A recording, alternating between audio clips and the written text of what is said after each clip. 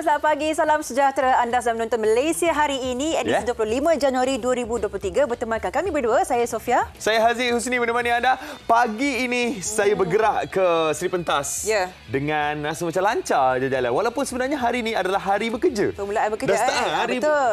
Saya expect pagi tadi, bila bangun nak bergerak tu, oi ni mesti jam ni sejam lebih pun sampai ni. Tak sampai 30 minit. Wow, syukur. Pergerakan tu. Kalau nak tahu sebab bawa balik cuti dari Penang kan. Kat Kuala Lumpur ni jarang sebenarnya sebab kita tengok setiap tahun baru Cina panas cuaca dia, tapi bagi tahun ni memang hujan lebat setiap hari lah di Kuala Lumpur. Di Penang macam mana itu? Di Penang pun sama juga, hujan.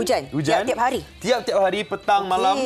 Tapi bolehlah ada masa lah berjalan. Dia tengah hari tu memang panas. Macam awak tahu baru Cina kat mana ni? Saya di Ampang, di Ceras dan di Kuala Lumpur sahaja. Tapi saya melihatlah memang kemeriahan Tahun Baru Cina memang dirasai oleh semua. Tapi cuma ini je lah yang kita nak tekankan, perubahan cuaca yang mendadak. Kalau anda tengok meteorologi Malaysia pun ada amaran cuaca menunjukkan takat hujan yang sangat-sangat tinggi khususnya di Johor, di mana semalam kita dapat tahu di 5 daerah kawasan rendah pun dinaiki air. Dan makin lama makin ramai yang terkandas di PPS atau Pusat Pemindahan Sementara Zik. Okey, antara daerah di Johor yang terkesan adalah di Segamat, Muar, Tangka, Keluang, Kota Tinggi, Mersing juga baru diberitahu yang terlibat dengan banjir. Jadi kita nak bersama dengan wartawan kita, Raja Nurul Antasha Raja Azman sekarang ini yang berada di Pusat Pemindahan Sementara Politeknik Mersing. Assalamualaikum, Antasha. Waalaikumsalam. Selamat pagi. Baik, Tasha baru saja tiba di sana sejak malam semalam. Jadi berdasarkan pemantauan Tasha sendiri, bagaimana keadaan di sana? Pagi ini makin ramai lagi mangsa di kawasan PPS ya. Tasha, bagaimana? Betul. Suka saya nak kongsikan dengan anda semua. Semalam sebenarnya saya digerakkan untuk ke Mersing untuk melakukan tinjauan keadaan banjir di Mersing. Saya sendiri menghadapi ataupun melalui detik cemas di mana kami terpaksa meredah lintasan air di atas jalan raya yang agak tinggi juga. Alhamdulillah selamat sampai di Mersing. Sekarang ni saya berada di Pusat Pemindahan Sementara Politeknik Mersing, di mana di sini menempatkan seramai 403 mangsa daripada 130 keluarga di daerah Mersing. Saya difahamkan di Mersing ini sebanyak lebih kurang 5 ataupun 6 kampung yang terlibat dengan banjir. Keadaan ini bertambah teruk apabila awal pagi tadi di Mersing ini ada pertembungan air pasang besar setinggi 3.7 meter. Allah. Wow. Itu yang menyebabkan keadaan lagi agak buruklah. Ini semakin lama semakin ramai mangsa di sana. Bagaimana bantuan pula dengan pihak berkuasa? Betul. Kalau kita tengok juga daripada datanya, jumlah mangsa banjir di Johor sahaja melibatkan 5 daerah tu dah meningkat hingga ke 3,612 setakat pukul 8 pagi tadi. Agak banyak. Ada 35 PPS dah dibuka di 5 daerah yang terkesan, di mana Mersing ni adalah daerah yang terbaru terkesan dengan banjir. Ya, jadi Tasha akan pergi ke daerah-daerah lain yang terkesan dengan banjir ataupun lepas ni akan terus pergi ke Johor Bahru, Tasha?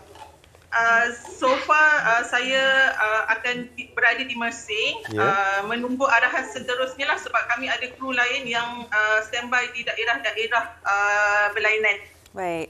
Tasha, kita doakan keselamatan Tasha dan juga kru yang bersama dengan Tasha dan juga mereka semualah yang berada di setiap kawasan PPS ini. Semoga dipermudahkan tugasan Tasha di sana ya. Kekal selamat. Terima kasih. Terima kasih Tasha di atas update. Okey. Terima kasih. Okey, itu update terkini mengenai banjir dan keadaan cuaca ni sebenarnya memang kita tak dapat nak jangka bagaimana keadaannya. Adakah teruk ataupun hujannya, ribut petirnya akan berlaku atau tidak. Tapi di lautan, di lautan itu adalah sangat-sangat buruk kalau berlaku satu cuaca yang sangat-sangat teruk. Seperti ribut yang melanda, ombak. Unpredictable itu perkataan yang boleh digunakan. Kita bawakan kisah ini yang mungkin boleh memberikan sedikit perasaan inspirasi untuk kita membangkitkan survival kita, di mana 2 individu ini telah terkandas di tengah lautan selama 2 hari, terpaksa berenang ya. 2 sahabat ini yang keluar awalnya untuk memancing sahaja. Dekat je sebenarnya. Dekat je sebenarnya. Tapi disebabkan sauhnya putus, kapalnya dilambung ombak dan akhirnya mereka terkandas jauh. Tengok gambarnya tu. Jadi cerita ni kalau kita tengok pernah kita tengok di dalam filem-filem. Betul. Bagaimana mereka survive keadaan tersebut. Bayangkan dalam masa 2 hari mereka berdua cuba untuk survive dan berenang sampai ke pulau. Ya, anda bayangkan ya, dalam orang kata bila kita naik bot ni, 7 teluk tu rasanya dalam setengah jam sahaja, tetapi disebabkan oleh faktor cuaca dan juga ketidakketentuan laut ini, mereka alhamdulillah berjaya menyelamatkan diri mereka. Kita akan terus bersama dengan mereka lah. Bersama dengan salah seorang dari mereka, Cik Zulfahmi Izzuddin Gan Abdullah. Assalamualaikum, selamat pagi. Waalaikumsalam. Wow, Cik Zul, seorang survivor. Cik Zul, kita memang gembiralah Cik Zul ada di sini dan mungkin nak ceritakan sedikit sebanyak bagaimana pengalaman di awalnya ketika itu dan apakah yang menyebabkan bangkitnya perasaan survival tu, khususnya membantu sahabat sekali untuk menyelamatkan diri. Cik Zul. Okey, baik. Kisah ni pada 16 hari bulan 1, pukul 4 petang. Kita bercadang untuk keluar memancing lah untuk seketika saja. Biasanya kita mancing akan balik sebelum pukul 6 ataupun pukul 7 sebelum hari gelap. Okey. So hari itu turun seperti biasa dan sahabat saya lah yang akan bawa bot. So mula-mula ombak tak berapa kuat. Cuma kita daripada satu tempat kita pergi ke, disebabkan tak ada ikan, kita pergi ke tempat lain. Agak lebih kurang setengah jam lah daripada jeti. So sampai di sana kita mancing, ada jugalah hasil. Dan lepas tu cadang kita dah dekat pukul 6 lebih kurang macam tu. Kita cadang untuk balik lah. Bila nak balik, tiba-tiba enjin mati. Enjin bot mati. So kawan saya dia cuba cek lah, dia kata kemungkinan pam minyak tu yang rosak ke apa. Bila cek rupanya minyak yang habis. So masa tu angin dah mula kuat, ombak pun dah kuat. Kita pun cadang biar bot kita dihanyutkan oleh dibawa angin lah supaya rapat ke tebing pulau. Sehingga dah dekat lebih kurang 100 meter daripada tebing pulau, kita terpaksa laburkan sauh sebab tak nak dia hanyut lebih jauh. Dah memang maksimum. Kalau hanyut lagi kita akan langgar tembok. So kita laburkan sauh tu, bertahanlah dengan ombak. Bila malam saya dah 8 lebih pukul 9 masa tu ombak dah mula kuat. Memang terumbang-ambing lah masa kita berada dalam bot tu. Kita bertahan. Tugas saya masa tu cuma jaga sauh, tali sauh, lepas ataupun masa dia tegang saya terpaksa tarik. Supaya kontrol bot tu supaya tidak terbalik. Sehinggalah pukul kita tidak tidur lah. Memang tak ada bekalan makanan. Sepanjang kita cuma bawa air 1 botol untuk sebab kita cadangan kita untuk pergi mancing adalah sekejap saja kan. Asalnya. Tak boleh bayang. Memang tak ada line telefon ketika tu Cik Zul? Tak ada. Tempat tu memang kita bawa telefon. Memang tak ada line telefon. Telefon boleh digunakan tapi signal pula tak ada. Signal tak ada. Okey. Tapi dari boleh ceritakan apa yang berlaku selepas itu? Cik Zul. Okey. Sauh putus di bahagian rantai. Sebab dipukul ombak. Putus dan kita bot tu masuk ke dalam ke arah pulau dan akhirnya dia sangkut di batu-batu. So malam tu kita bermalam dekat bot sehinggalah pagi esoknya lah. Dalam pukul 6 memang masa tu dah cadang tak tahulah siapa yang akan datang selamatkan kita kan. So saya dengan kawan saya pun Untung kata reda je lah. Kita tidak panik sebenarnya. Cuma fikir apa cara yang perlu kita buat untuk selamatkan diri kita sendiri daripada kita menunggu diselamatkan. Cik Zul, bagi orang biasa macam saya dan Haziq ni, kan, kita tak akan terfikir untuk terus kita beranikan diri, kita redah lautan yang bergelora tu untuk pulang. Saya rasa kita memang takkan terlintas tunggu bantuan. Jadi, kenapa ikut laut, nombor satu, dan mengapa boleh cari keberanian itu untuk meredah lautan sedangkan ada hutan? Mungkin nak ceritakan sikit kita. Sebab semasa terkandas tu, pagi tu saya dah bangun, saya dah tengok dah semua kawasan hutan. Ya, kalau ada trek ataupun pernah ada orang datang, saya gagal temukan tempat trek dalam hutan. Okey. Dan dalam hutan tu penuh dengan daun-daun yang berduri. So kita tidak pakai slipper ataupun kasut masa tu. Semua dah hanyut.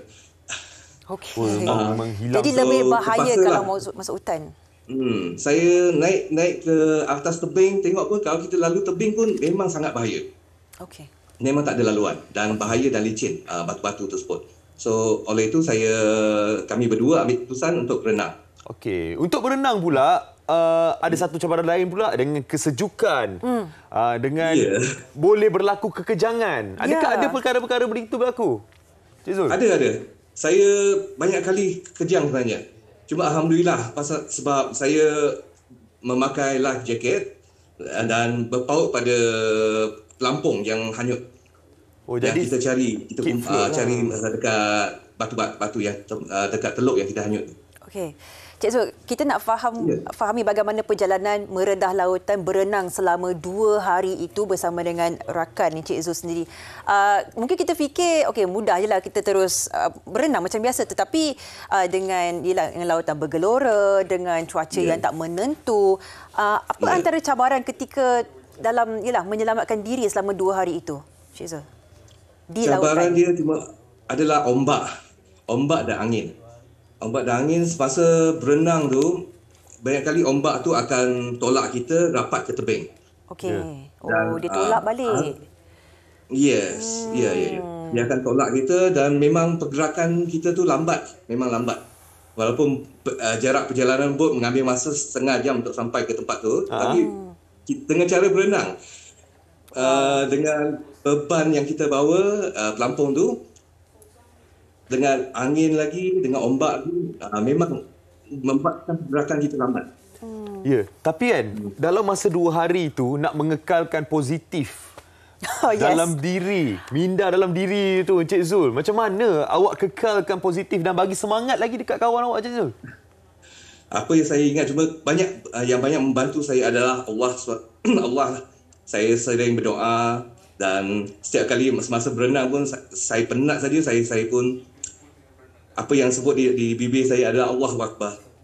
Allahu Akbar. Untuk mendapatkan semangat saya semula. Selain itu juga isteri saya, anak-anak saya, memang saya masa itulah antara hidup dengan mati. So saya banyak memikirkan dan inilah punca-punca yang beri semangat kepada saya. Ya, tapi ada satu masa dikabarkan yang rakan awak, Encik Zul, dia ada rasa putus asa tu.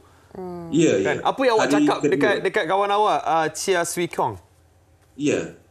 Apa awak cakap dekat dia bagi dia semangat balik? Ya, bila saya tanya dia, esok pagi kita mula berenang daripada awal pagi pukul 8. So supaya lebih awal sampai ke Teluk Juara. So dia mula-mula dipandang saya dan dia kata, saya lapar, saya penat, saya dahaga. Macam mana saya nak tunggu sini saja, dia cakap macam tu. Dia kata sini dah tak ada bot lalu dah. Pagi ni dekat 1 jam lebih kita tengok atas tebing, memang tiada bot. Ada bot pun jauh. So kita dah lambai life jacket, tiup whistle pun tak ada bot yang menghala ke kita.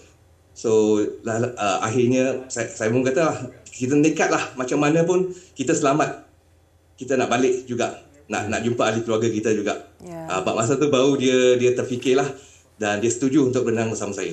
bayangan wajah anak dan isteri itu yang menjadi kekuatan untuk meredah lautan selama 2 hari. Di mana saya percaya ramai yang tak mampu lakukan, tapi disebabkan Cik Zul dan rakan baik Cik Zul sendiri kan, ini mungkin memberi kita satu semangat untuk terus lawan lah. Dan mungkin satu nasihat untuk sesiapa saja mereka yang suka memancing di lautan, yang suka pergi ke perairan dan sebagainya. Berdasarkan pengalaman Cik Zul sendiri, sebelum kita keluar ke lautan lepas ni, apa antara skill set ataupun kemahiran yang kita mesti ada supaya kalau terkandas di mana-mana kan, kita boleh selamatkan diri? Apa yang kita perlu pelajari, Cik Zul? Apa yang kita yang paling penting, kita perlu bertenang dan berfikir secara rasional. Okey, fikir benda-benda yang positif lah, dan cari apa-apa yang peralatan yang perlu yang kita gunakan untuk survive. Terutama paling penting kita kena bawa at least pisau lipat lah. So kita boleh potong tali atau benda-benda yang kita jumpa untuk membantu kita. Yang paling utama adalah jaket keselamatan. Setiap kali pergi mancing atau ke mana-mana yang menjalankan aktiviti sukan air, aktiviti air, kita kenalah pakai jaket keselamatan. Nasib baik dari awal ada jaket keselamatan tu kan? Ya, saya. Jadi Encik Zul, adakah selepas ini ada rasa serik untuk keluar memancing lagi, Encik Zul? Tidak. Tidak Tak serik Tidak. Tidak serik. Wow. Tapi kita lepas ni mungkin kita akan double check balik dari segi bot, minyak cukup, dan akan bawa spare minyak sampingan lebih. Betul. So supaya perkara seperti ini tidak akan berlaku. Belajar dari kesilapan. Kesilapan, ya. Nampak tak Cik Zul langsung tak ada trauma ya? Malah dia dah melalui segalanya. Bayangkan 2 hari dekat lautan. Kan? Nak serik apa betul Cik Zul kan? Mestilah dia rasa macam saya ada benda lagi. Semangat kena ada. Wow, saya betul-betul respect Cik Zul. Kita doakan yang Cik Zul terus kuat. Takkan patah semangat lepas ni untuk masuk laut lagi dan terus memberikan inspirasi kepada semua. Alhamdulillah lah selamat sampai bersama dengan isteri dan juga anak-anak. Cik Zul nak tanya, dah pernah tengok cerita The Shallow tak? Cerita apa, Cik? The Shallow. Mancing juga? Pernah. Dia terkandas dekat pulau lah. Oh, sama ni? Samalah ni. Ini real life. Tapi hebat Cik Zul, hebat. Cik Zul. Okey, semoga kekal selamat dan teruskan hobi yang memberikan kekuatan ini. Terima kasih Cik Zul. Okey, sama-sama. Assalamualaikum. Salam. Okay, itulah dia cerita memberikan satu inspirasi, dan mungkin kita sendiri kalau kita berada di tempat Cik Zul, kita putus asa. Betul. Mungkin kita akan rasa putus asa tu. Tapi itulah pentingnya semangat setia kawan, dan ada nasihat-nasihat dan semangat-semangat diberikan oleh kawan kita. Dan juga ketenangan ketika kita menghadapi situasi yang getir macam itu lah yang boleh menentukan kita ni hidup atau mati. Semudah-mudahnya. Jadi saya rasa Sofia, macam I nak ajak you pergi satu tempat. Okey. Nak pergi beli baju. Beli baju? Beli baju? Nak pergi beli baju. Baju apa ni? Dekat mana-mana lah. Mana-mana tempat yang boleh beli baju. So, I nak try lah baju-baju tu. Okey, tak. Tapi kita tengok dulu. Selamat ke tak selamat? Kenapa? Sebab sekarang ni kan macam ada CCTV tu. Sembunyi? Sembunyi. Ya, kita akan bincang sekejap lagi. Dalam MSI. Tapi nak beli baju.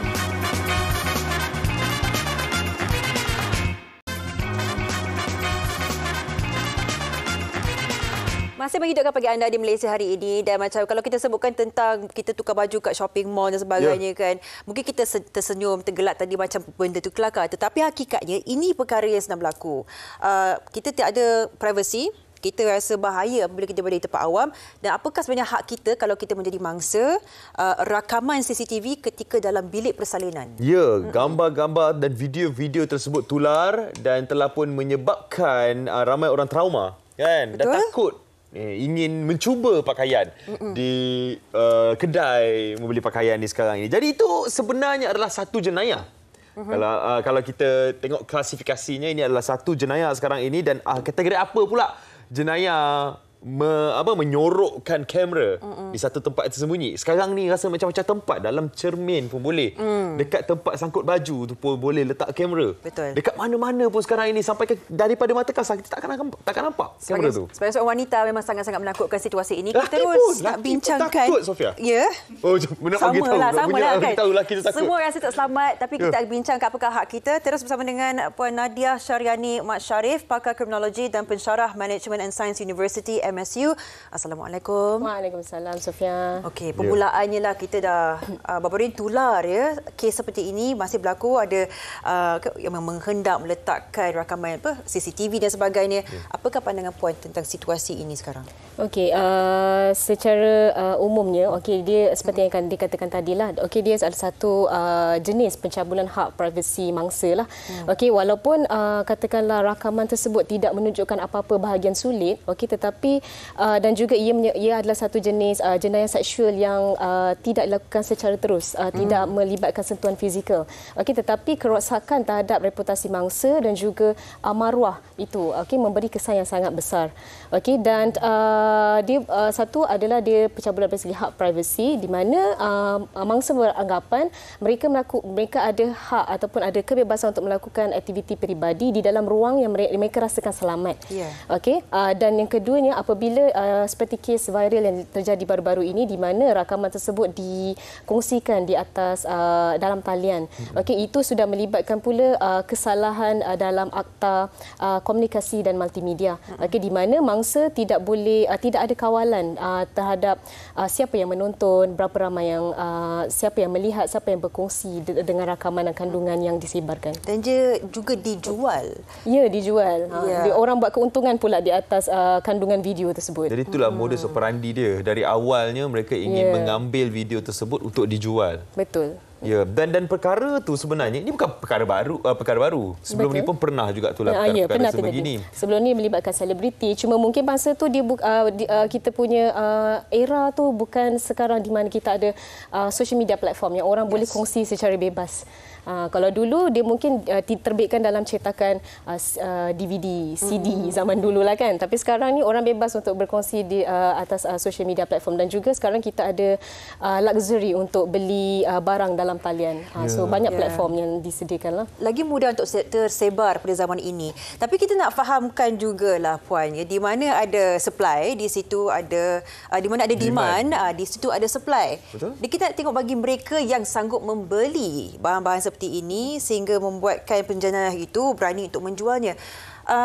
Perspektif sedikit sebanyak untuk mereka yang sukakan konten ataupun ialah perkara yang sangat buruk seperti ini, apakah yang sebenarnya mungkin ada masalah mental ke satu spektrum yang lain yang kita perlu tahu, bagaimana puan? Okey, kita kenal ni sebagai sexual voyeurism, di mana ada individu mempunyai kegairahan seksual dengan melihat rakaman ataupun perilaku mangsa dalam keadaan mangsa tidak sedar. Melakukan aktiviti peribadilah seperti menyalin pakaian atau mungkin melakukan hubungan intim. Di situ mereka mendapat kegairahan seksual lah. So kegairahan seksual ni dia ada pelbagai. Bila kita nak bercakap pasal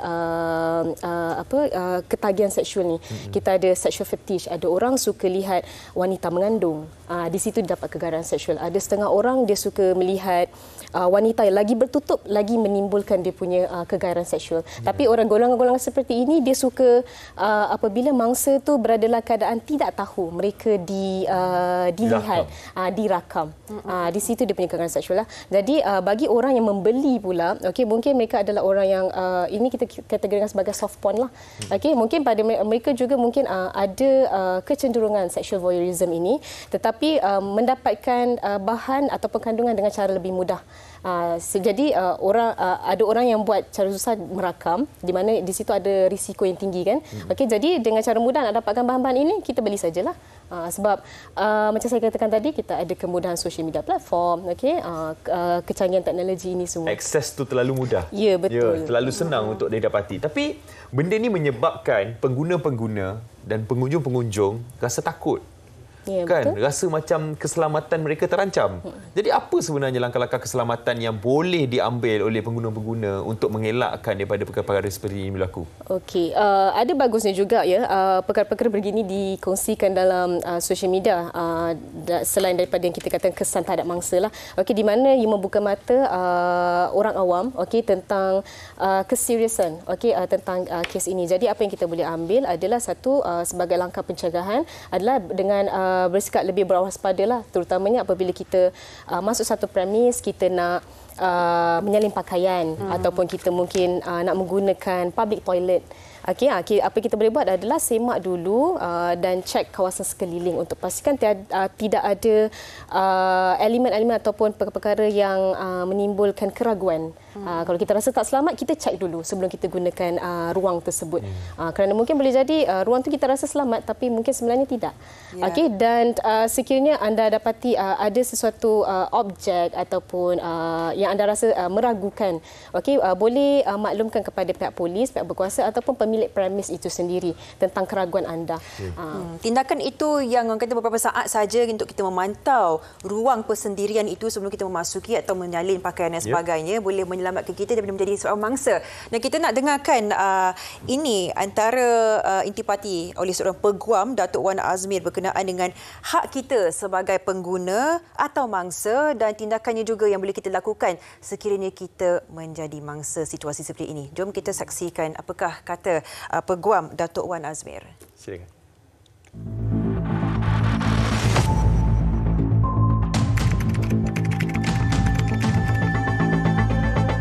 Tiga perkara kena buat ya. Pertama ialah kumpul bahan bukti. Pergi tempat kejadian ataupun masih berada di tempat kejadian, ambillah gambar mana lubang tu. Kalau ada gambar si pelaku tu, ambil gambar dia. Perbualan dengan si pelaku, pengakuan dia, ambil record all this. Dan sekiranya ada saksi-saksi yang mengetahui berkenaan apa yang berlaku tu, ambil butiran-butiran mereka dan nama, kalau boleh dia kasih IC ataupun kasih juga dia punya phone number. Okay?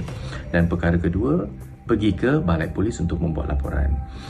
Di balai polis tu diserahkan semua bahan-bahan bukti.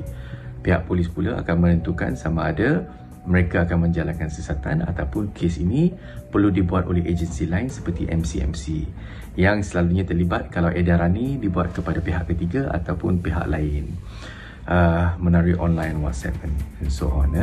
Dan ketiga ialah untuk follow up, rujuk semula pihak polis ataupun agensi yang mana apakah hasil siasatan, dan selalunya pihak agensi ataupun pihak polis akan maklumkan tiga perkara, sama ada pertuduhan telah dibuat terhadap si pelaku ataupun kedua kes ini tidak diteruskan kerana tidak ada bahan bukti yang kuat, ataupun ketiga kes ini masih dalam siasatan dan si mangsa ni perlulah follow up semula dengan agensi ataupun pihak polis.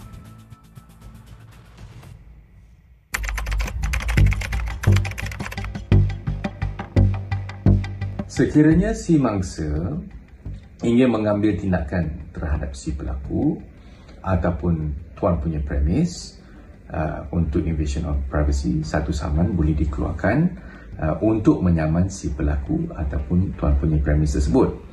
Bagi si pelaku, tindakan untuk invasion of privacy ini adalah jelas. Intipati dia pun adalah jelas. Dua perkara, sama ada rakaman tersebut adalah munasabah dan adakah rakaman tersebut adalah dibuat dengan niat yang jahat. Sekiranya dua intipati ini wujud, maka saman untuk invasion of privacy terhadap si mangsa tersebut selalunya akan dibenarkan dan akan ditetapkan satu pampasan. Nah, pampasan untuk kes-kes sedemikian terhadap si pelaku masih belum jelas dan masih ditentukan on a case-to-case basis. Okay? Nah, seterusnya, bolehkah kita ambil tindakan terhadap majikan ataupun tuan punya premis? Nah, secara amnya jawapannya tak boleh. Melainkan adalah diarahkan oleh tuan punya premis ataupun majikan untuk melakukan rakaman-rakaman tersebut yang goes into the invasion of privacy of an individual. Kalau tidak ada arahan daripada majikan ataupun tuan punya premis untuk melakukan kesalahan tersebut, secara amnya tidak ada tindakan yang boleh diambil terhadap majikan ataupun tuan punya premis tersebut.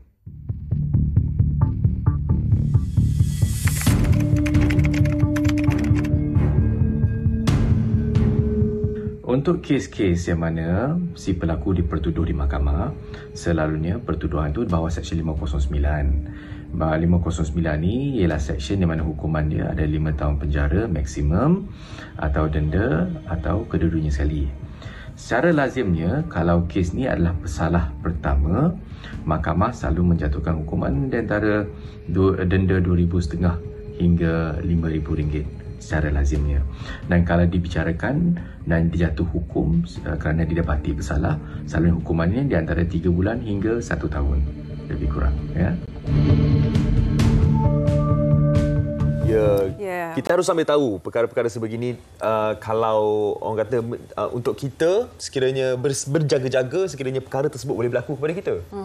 Kita menyentuh tentang invasion of privacy, tetapi hakikatnya ini memberikan trauma jangka masa panjang kepada mangsa. Dan kita fikirkan jugalah, Puan, mungkin daripada perspektif cara untuk kita mengesan si pelaku ini, kerana di media sosial, di alam maya ni sukar untuk kita kenal pasti siapakah pelakunya, kita untuk trace mereka balik. Tetapi hakikat bagi mangsa, digital footprint tu akan sentiasa ada. Betul. Gambar dan video yang tersebar luas. Di bagaimana kita contohlah kepada mangsa untuk mengekalkan ketenangan mereka dan supaya tidak terlampau kesan sangat dengan situasi ini, dan juga mungkin sedikit nasihat kepada para pelaku di sana ataupun mereka yang membeli bahan-bahan seperti ini, apakah yang perlu kita lakukan untuk menghentikan perbuatan seperti ini? Okey, saya setuju ya. Cabaran dalam kes begini adalah mungkin gadget tu ditemui, kamera tu ditemui, tetapi kita nak cari siapa pelaku tu sangat sukar. Even dalam kajian kriminologi juga, kurang sebenarnya kajian dalam sexual voyeurism ni, sebab kebanyakannya mereka melakukan kesalahan juga dan mereka tidak dikenal pasti sebagai pelaku untuk jenayah spesifik sebegini. Okey, so salah satu yang apa mangsa boleh lakukan adalah memang normal dengan lepas apa yang terjadi, mangsa boleh menjadi trauma, akan ada anxiety. Seeloknya dapatkan khidmat counselling dan juga khidmat profesional lah. Sekiranya ia sampai ke tahap mengganggu ketenteraman minda, sehingga ada kecenderungan yang serius lah untuk mencederakan diri sendiri. Dan kepada individu yang menggunakan social media ataupun khidmat dalam talian ni, jika kita terlihat bahan-bahan sebegini, laporkan kepada pihak berkuasa, kerana kita bukan saja nak melindungi orang lain, tapi kita juga untuk melindungi diri kita juga. So bila kita tolong orang lain, secara tidak langsung kita juga selamatkan diri kita dan juga mungkin orang-orang yang terdekat dengan kita. Itu salah satunya. Itu adalah satu nasihat yang berguna untuk kita. Jadi berjaga-jaga dan sentiasalah melakukan, orang kata, checking dekat tempat yang kita pergi untuk pastikan tiada kamera-kamera tersembunyi. Tapi bagaimana untuk kita mengesan kamera tersembunyi tersebut? Ya, kita selepas ini akan menunjukkan kepada anda demo. Demo apa? Demo spy cam, atau untuk kita mengenal pasti di mana kamera-kamera tersembunyi. Anda yang ke mana terus untuk memperincikan semua itu. Terima kasih juga kepada Puan Nadia Syariani Mat Sharif, pakar kriminologi dan pensyarah di Management dan Sains Universiti MSU, sudi memberikan masa untuk topik yang cukup penting. Terima kasih Sofia, terima kasih Aziz. Ya, itu dia Puan Nadia. Okey, jadi kita nak berehat seketika. Kembali selepas ini, kita akan tengok demo bagaimana mereka letakkan spy cam tersebut dan di mana selalunya berada kamera-kamera tersebut. Segalanya di Malaysia hari ini.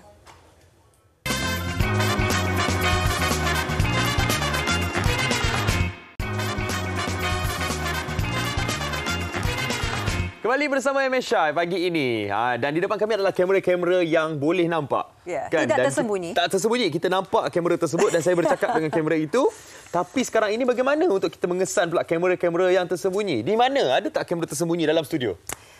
Itu kita takkan tahu. Tapi inilah yang kita nak beri kepada anda antara pemahamannya, sebab kita sedia maklum dengan teknologi sekarang dengan Bluetooth-nya, makin mudah untuk ada akses kepada footage seperti ini. Dan kita akan terus bersama dengan seorang usahawan yang memang berkecimpung dalam dunia spyworks untuk memberi kita gambaran yang penuh bagaimana untuk mengenal pasti apakah antara gadget yang terkini Ini aja Encik Roslan Muhammad Abu Bakar. Assalamualaikum. Waalaikumsalam warahmatullahi wabarakatuh. Alright. Encik Roslan ada tugas yang sangat penting hari ini. Ya, okey. Apakah tu? Untuk mengajar kan, memberikan satu ilmu baru kepada kami untuk mengesan di manakah ada spy cam ni.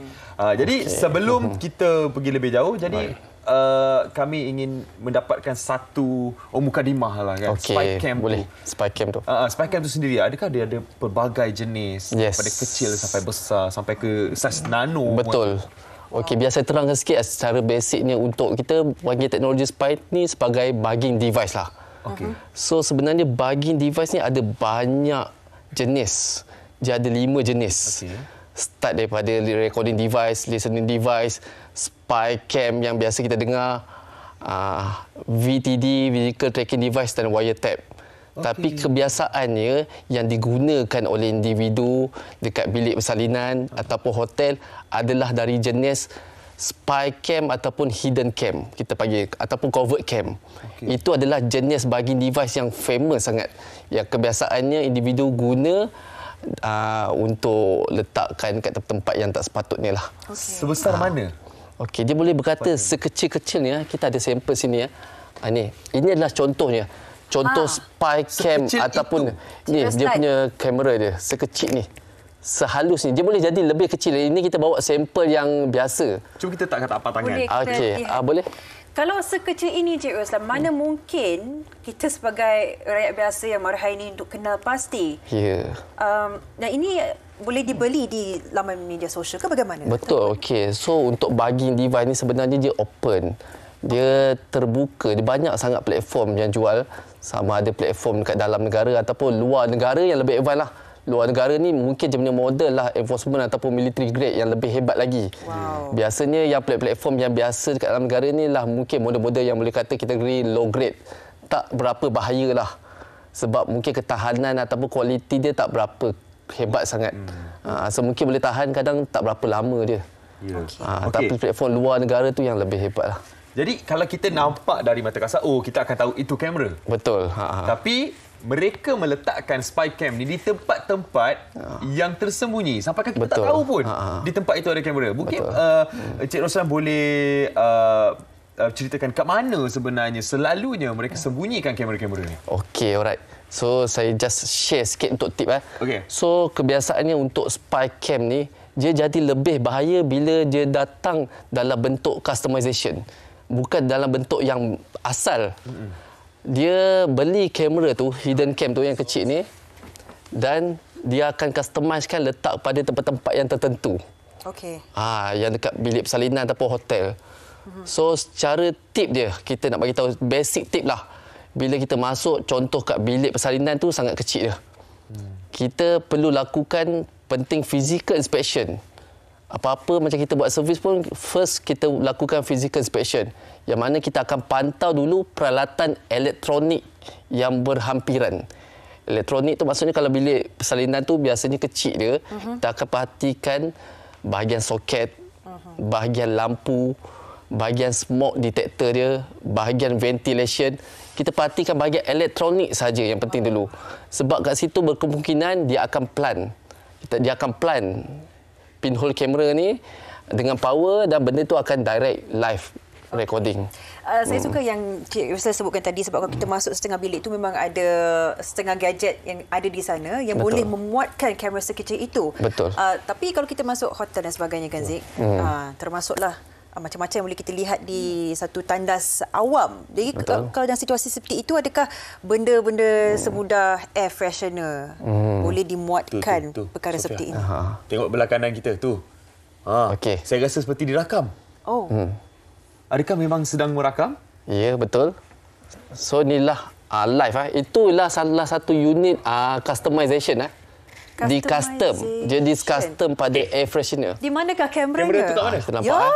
Boleh lambaikan jelas live. Wow, tengok puan nampak live, tak? Sangat clear. Clear. Dia boleh datang dalam bentuk full HD. Full HD. Okey, di mana kamera tu? Dan kalau boleh zoom dekat mana dia sangat kecil. Mungkin dengan mata kasar tak berapa nampak. Okey. Mata kasar tak nampak. Mata kasar memang tak nampak langsung, tapi saya teka. Cuba teka lah. Dekat bahagian sembur tu. Bukan. Di bahagian bawah tu ke? ke dekat bahagian lampu-lampu dia? Bukan juga. Wayar. Bukan wayar. Kita Okey, yang bentuk tapak dia tu. kita letak tempat yang tak obvious. Yang orang tak Saya tak sangka. sangat terganggu sebenarnya. So melihat seperti ini, mana mungkin saya boleh kenal pasti mana kameranya. Ya. Daripada jauh kan. Cuba pergi dekat, Sofia. Okey, saya nak pergi dekat boleh Dan air freshener ni memang Boleh, berfungsi memang berfungsi seperti biasa. Kita check. Kat mana? Sekejap. Tak nampak juga? Dia berada di dalam bahagian hitam tu ya. Betul. Wow, di dalam bahagian hitam yang kita nampak. Jadi Dia dilindungi dengan color tu lah. oh my. Dengan warna tu. Inilah unique customization. Sebab tu customization ni lah lebih bahaya. Sebab unit dia kita tak biasa nampak dekat internet. Okey, saya jadi lebih risau. Di situasi seperti ini. Okey, contoh kita fikirkan CCTV ni kita boleh kenal pasti sebab ada lampu merah, lip-lap. Betul. Yang Cik Roslan, dalam situasi seperti ini, Betul. this situation tak ada. Betul. Ya, bagaimana kita sebagai wanita dan juga lelaki yang sedang menukar pakaian Betul. atau menggunakan tandas boleh rasa selamat ni Cik Roslan? Okey, sebab tu bila kita masuk kepada hotel ataupun bilik persalinan, first kita buat ialah physical inspection. Tapi macam mana dalam keadaan bilik ataupun bilik hotel yang besar, mungkin physical inspection tu tak cukup. Tak cukup untuk kita nak buat pemeriksaan. So kat situ kita kena gunakan equipment lah. Kita ada equipment kat sini yang kita bawakan. Yang paling penting adalah saya bawakan ni lah ada 2 jenis. Okey.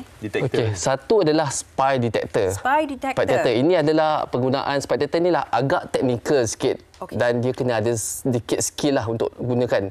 Tapi untuk yang penting untuk pemeriksaan spy cam ataupun hidden cam ialah lens finder. Ini lens finder ni lah untuk beginner pun boleh guna dan inilah alat yang penting untuk kita nak detect mata. Okay. Mata atau mata sembunyi. Cik Roslan boleh tunjukkan cara penggunaannya? Boleh. Saya akan tunjukkan dengan lens finder. Ini paling basic lah. So, beginner pun boleh guna lah. Bagaimana caranya? Okey. So, kita nampak dekat sini ialah lens finder ni biasa ni ada nanolight lah. Okey. Nanolight ni lah sangat penting lah. Cik Roslan, tilt sikit kepada kamera. Tu Okey, alright. Di sekeliling bulatan tu adalah nanolight. Ini nanolight. Nanolight ni dia akan pantulkan reflect sebarang pinhole kamera. So, sebarang pinhole kamera akan kalah dengan nanolight ni. Okey. Sebarang pinhole kamera pun yang ada. Dia akan macam mana cara dia nak tunjukkan? Dia akan pancar lah. So, di tengah ni adalah viewfinder. Kita kena melihat mata kita di lens finder ni. Okey. Okey, jom kita cuba. Okey, mari kita cuba. Kita tengok macam mana. Okay. Kita pergi ke air freshener tadi lah. Kita ke sana. Betul. Okey, boleh? Ayuh kita. Okey. Kita gunakan untuk lens finder ni. Kita activate, dia akan so, menyala sekarang merah. saya akan activatekan. Mungkin color merah boleh nampak. Okey, boleh nampak. Okey, so dia boleh laraskan dia punya kelajuan ya. So mungkin dalam jarak yang jauh saya akan laraskan yang lebih laju sikit. Kamera nampak depan. Okey. Nampak Ini sedang mencari. Mencari ya. So benda ni lah dia proses memerlukan skill lah. Kita kena perhatikan peralatan elektronik dulu. Contohnya kat bilik, kita akan perhatikan mana-mana elektronik dulu. Kita akan scan. Kita panggil flushing ataupun sweeping lah. Okey. Kita akan lakukan macam ni pemeriksaan dia. Oh, dari jauh pun boleh kita cari Yes. Dari jauh. Dia ada unit yang hebat macam ni. Ini boleh tengok daripada jarak yang lebih jauh lagi. Macam unit ni dia yang intermediate, dia mungkin kena dekat sikit kalau nak tengok macam ni contoh Okey. Kita akan nampak reflection pantulan Kebiasaannya untuk lens finder ni kita kena gunakan dalam keadaan yang gelap. Biasa nak guna lebih efektif kita kena tutup, switch off semua lampu lah ni. Sepatutnya kena switch off semua lampu. Boleh ke pernah baik tutup lampu? Boleh ke? Dia lebih gelap sebenarnya lebih baik. Dia lebih accurate lagi sebenarnya. Lebih tak boleh tutup pula. Nanti takut orang Okey, Okey, tapi dari jarak ini kita boleh tempat. lakukan satu pengesanan. Kita tengok sini kita nampak pantulan. Cik Roslan, saya rasa macam ada tempat lain ada kamera lah. Kat mana? Saya pun rasa macam tu. Kita ada satu istin rasa. Kat mana? Berdekatan dengan kita rasa. Sangat dekat dengan kita. Kat mana? So saya akan tunjuk kat sini. Dekat phone ni pun ada. Phone ni Fazik. Kat phone kita pun ada. Dekat ini. Dekat mana? Ni kat mana ni? Ini pun ada satu lagi sebenarnya. Dekat mana ni kamera ni, Cik Roslan? Mungkin kita boleh cari. Kamera ni Oh, ini angle lain. nampak. Ini angle mana ni? Ini risau pula. Cuba je memang zoom kepada Haziq. Saya dah nampak dah. Nampak Takutlah. Adakah boleh pakai ke? boleh saya guna? Boleh gunakan ini. Saya nak belajar guna. Okey. Dia sebenarnya kita perhatikan dekat ni, tengok bahagian lens ni. Ada tak nampak sebarang pantulan reflection? Dia akan terpantul apa? Dia akan pantul dia punya lens tu. Okey. Lens tu akan dipantulkan. Dari mata kasar kami tak dapat kenapa Cik Roslan. Nanti kan lampu akan berubah ke warna putih ke kalau ada? Bukan. Tak jumpa ni. Kita akan nampak reflection daripada viewfinder tu. Okey. Pantulan so, je. daripada viewfinder ini yang kita lihat ni, kita kena rapatkan mata, tutup sebelah mata. Rapatkan. Bulu mata panjang sangat. Bulu mata panjang tu kena dia nampak berkelip ke bagaimana? Dia nampak reflection, Jadi, nampak kelip. dia ada kat sini? Di mana ya? Betul. Saya gigi mencari tak jumpa. Ni, dia dekat sini, dia dekat sini. Saya tak puas hati ni. Jap. Tu. Di mana? Ni kamera dia. Okey. Sebab tu dia kena lakukan tempat yang gelap, yang betul-betul gelap sebenarnya. Supaya kita dapat reflection yang lebih baik lagi. Reflection maksudnya dia bersilau. Pantulan, pantulan daripada pinhole tu. Nampak dah?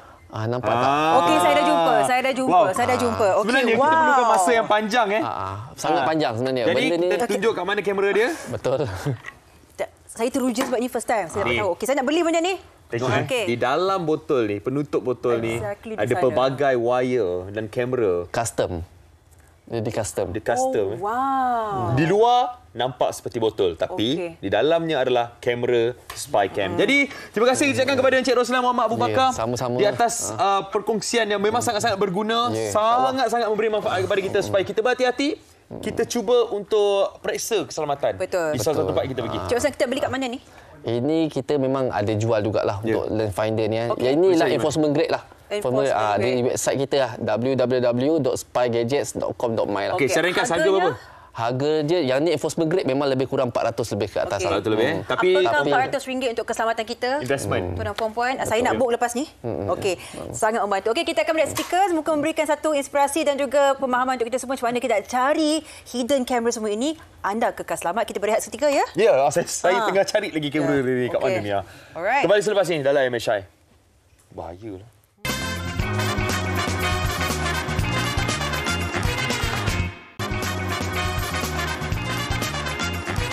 Ya, saya sebenarnya agak terasa dengan Sofia. Kenapa?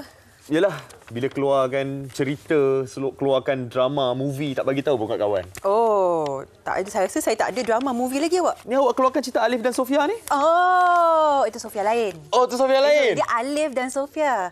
Kita movie lain. Haziq dan Sofia. Yes. Sebenarnya kita nak cerita mengenai Karnival Majlis Agama Islam Budaya Persekutuan ataupun MAWIP yang kita bersama dengan pengarah siri animasi Alif dan Sofia iaitu Luqmanul Hakim Osman. Assalamualaikum. Waalaikumsalam. Dan juga pengerusi Naura Camp Malaysia, Sheikh Ahmad Fakhruddin, Sheikh Abdul Rahim. Assalamualaikum. Assalamualaikum. Ya, mungkin kita nak cerita sedikit mengenai karnival ni. Apa objektif sebenar karnival MAWIP ni diadakan, Encik Luqman? Encik Sheikh Ahmad Fakhruddin. Okey, bismillahirrahmanirrahim. Assalamualaikum warahmatullahi. Terima kasih kepada MHI. Ya. Terima kasih kepada Blind Spot kerana bersama dalam program misi Karnival MAWIP. Okay? Karnival yang sangat penting bagi kami kerana kami adalah dilantik sebagai rakan kerjasama untuk menggerakkan karnival yang sangat besar. Ya. Objektifnya adalah untuk memasyarakatkan MAWIP, okay? Majlis Agama Islam Wilayah Persekutuan, kerana sebenarnya MAWIP ini terlalu besar agensi untuk membantu asnaf-asnaf. Betul. Bukan semata-mata MAWIP ni, selama ni masyarakat memandang MAWIP ni adalah tempat untuk mengutip zakat dan juga untuk membantu asnaf. Tapi dia lebih besar daripada itu lagi. Betul. Jadi itulah dia buat karnival MAWIP untuk memberi pandangan yang lebih besar kepada masyarakat bahawasanya MAWIP ini adalah satu agensi yang sangat membantu umat Islam, khasnya asnaf-asnaf lah. Itu matlamat je. Okey. Dan khususnya kita melihat lagi untuk mencapai satu capaian yang lebih besar kan, mungkin kita nak tahu juga penglibatan Alif dan Sofia dalam majlis ini, Encik Luqman. Okey, Alif dan Sofia terlibat secara langsung dengan menyumbangkan buku Jom Solat kepada bakal-bakal kita cakap pengantin ya. Yeah. Kita masa tu ada perkahwinan pasangan pengantin 100 pasangan. asnaf dan mualaf.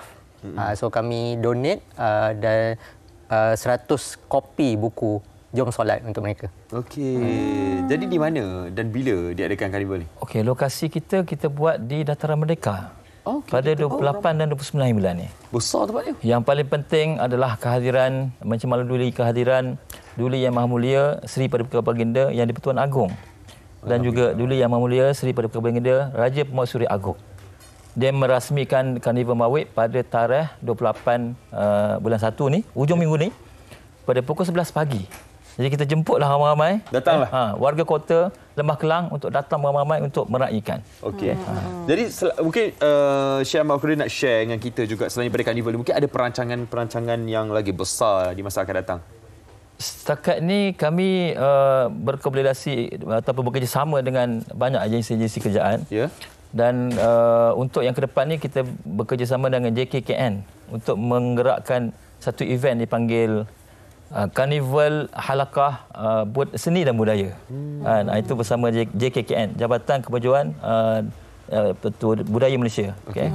So itu yang event yang ke depan lah, di samping event-event lain bersama IKIM dan sebagainya. Baik. Dan saya nak fokus sikit berkaitan dengan Karnival Mawib ni sebab kita ada 3 program besar. Satu yang dirasmi oleh Yang di-Pertuan Agong. Yang kedua itu Karnival Mawib. Yang keduanya adalah program Walimatul Urus Perdana oleh kepada 100 pasangan asnaf. Di kawasan yang sama. Kita ada 2 kemah besar. Satu kemah Walimatul Urus, satu lagi kemah untuk Karnival. Dan kita seterusnya kita ada Mawib Run. Mawib Run pukul 6.30 pagi hari Ahad. Setakat ni dah ada hampir 10,000 peserta. Untuk sambutan hangat, sangat-sangat hangat, dan kita sangat mengharapkan semua warga kota Lembah Kelang untuk hadir untuk bersama-sama kita meraihkan di samping membantu usahawan-usahawan asnaf yang berniaga di sana. Itu yang penting, yang sangat penting. Ini perancangan yang saya kira sangat menyeluruh. Dan daripada perspektif Encik Lokman sendiri untuk meluaskan lagi pelibatan Alif dan Sofia, mungkin sedikit sebanyak perancangan ataupun apa yang perlu kita tahu tentang Awesome AR Alif dan Sofia Jom Solat, ataupun apakah antara AR lain yang boleh kita lihat selepas ini dalam karnival ini juga. Okey, Jom Solat ni adalah siri pertama buku AR kami. Baru saja minggu lepas kami buat pra-pelancaran di Putrajaya siri AR Kisah-Kisah Rasul. Di mana buku tu sama macam buku ini, buku premium. So bila kita scan akan keluarlah kisah-kisah Nabi, contohnya macam Nabi Nuh akan keluar. Bahtera Nabi Nuh. Supaya dia ada interaktiviti. Kita nak menarik generasi akan datang untuk baca kan. So dia ada pembacaan dan ada bantuan visual sekali. So kita kena scan pakai gadget kita lah. Yes.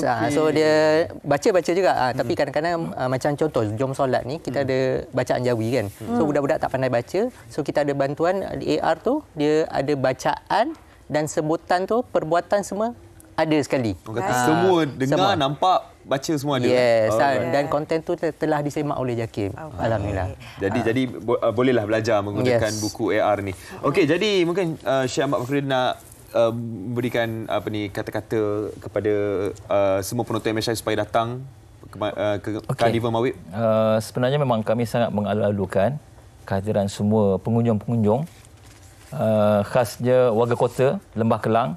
Bukan semestinya Islam, bukan Islam pun boleh datang kerana kita pun ada persembahan artis pada Sabtu malam Ahad dan Ahad malam Senin. Di samping bos-bos karnival, di samping ada pertandingan-pertandingan daripada institusi pendidikan Mawib. Jadi sepanjang 2 hari 1 malam tu penuh dengan pelbagai aktiviti dan juga ada pancaragam daripada ATM. Dan kita kerjasama dengan DBKL, Alam Flora, JPAM, ATM, Polis, semua agensi-agensi kerajaan terlibat dan mudah-mudahan memberi impak yang sangat positif kepada Mawib dan membantu Mawib untuk menerangkan kepada masyarakat bahawasanya pentingnya institusi ini untuk ummah. Itu yang penting. Dan kita doakan segalanya berjalan dengan lancar Karnival Mawib ini. Kita ucapkan terima kasih kepada Encik Lokman Nurul Hakim Othman, pengarah siri animasi Alif dan Sofia, dan juga Syekh Ahmad Fakhrudin Abdul Rahim, pengerusi Naura Care Malaysia. Sudi meluangkan masa. Semoga berjaya dalam karnival ini. InsyaAllah. Kita doakan untuk Karnival Mawib. Dan jangan lupa untuk saksikan MSI esok. Kita nak cerita pasal hak anda lagi mengenai tiket flight tergendala. Apa hak anda? Jadi terus bersama kami setiap hari Isnin hingga Ahad pukul 9.30 pagi. Terima kasih semua. Kita jumpa anda esok hanya di Malaysia hari ini. Assalamualaikum.